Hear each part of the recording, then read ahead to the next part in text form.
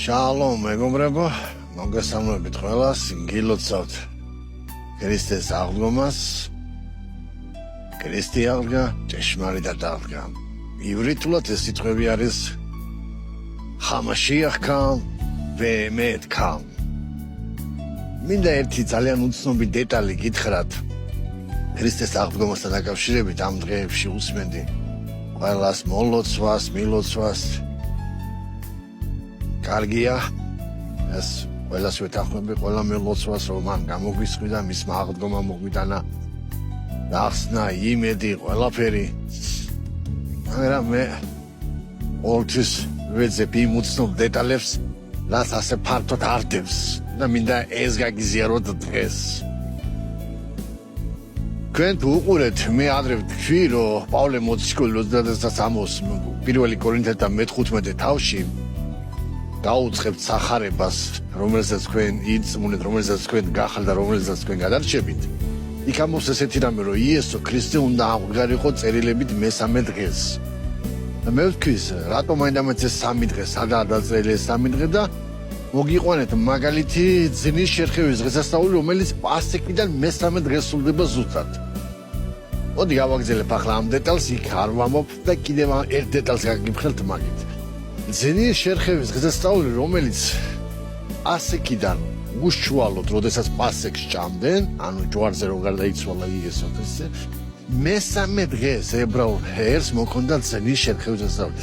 პირველ ძნას იღებდნენ ხორბლის პირველ თავებს და ისინი მოქონდათ ტაძარში იერუსალიმში, მას შეარხევდნენ, შემდეგ მას დაფქვავდნენ, გამოაცხობდნენ პურს ზეთში და მიიტანდნენ ღვინოს და ამას წირავდნენ. ეს იყო სიმბოლო ქრისტეს აღდგომის. იოანეს სახარებაში იესო ქრისტე ამბობს ძალიან უცნაურ ამას, რომ მე ვარ ცოცხალი ბურიო. ვინც ჩემ ხორცს ჭამს და ჩემ სისხლს სვამს, მას ექნება საუკუნო სიცოცხლეო.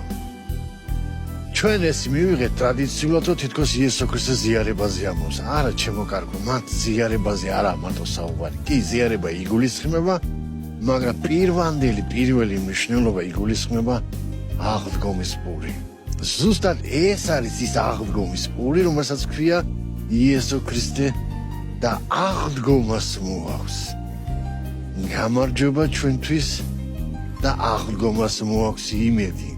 პავლე მოციქული ამბობს ზუსტად ესეთ რამეს, რომ თუ ჩვენ არ გვწამს ქრისტეს აღდგომის, ჩვენ ყველაზე საცოდავები ვართ. არა მარტო საცოდავები, არამედ ყველაზე საცოდავები ვართ. ანუ იესო ქრისტე ამბობს, რომ ის აღდგომა, რომელსაც სიმბოლიზირებს, ის არის ის პური, ისაა ის სახარება. და პავლე მოციქული ამბობს, რომ ქრისტეს სახარება მოიცავს აღდგომას.